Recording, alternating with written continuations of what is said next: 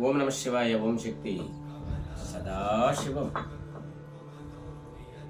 దీంట్లో చాలామందికి మొలలు అని చెప్పడం జరుగుతుంది. ఈ మొలలకి సంబంధించినది ఒరిజినల్గా డాక్టర్ కాడికి వెళ్ళడం, హాస్పిటల్కి వెళ్ళి ఆపరేషన్ చేయించడం జరుగుతుంది. ఉండే పత్యము కరెక్ట్గా లేక మళ్ళీ పుట్టడం అనేది జరుగుతుంది.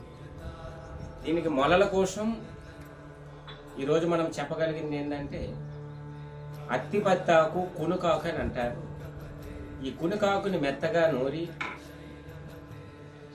ఆ ప్రాంతంలో మొలలుండే చోట గుడ్డతో కట్టి ఉదయం లేసి అట్లా ఒక 5 days చేయాలి. ఆహారము ఉదయం లెగిసి పులుపు లేకుండా కొంచెం సప్పటి కూడి తినాలి 5 రోజులు. ఉదయం పూట తిన్ని వెడల ఉల్లిపాయతో తినాలి, ఎర్రగడ్డతో తింటే మొల అనేది రాలి పడిపోద్ది, చచ్చిపోద్ది. ఇది ఒక్కసారి ఒక 5 days చేసి చూడండి.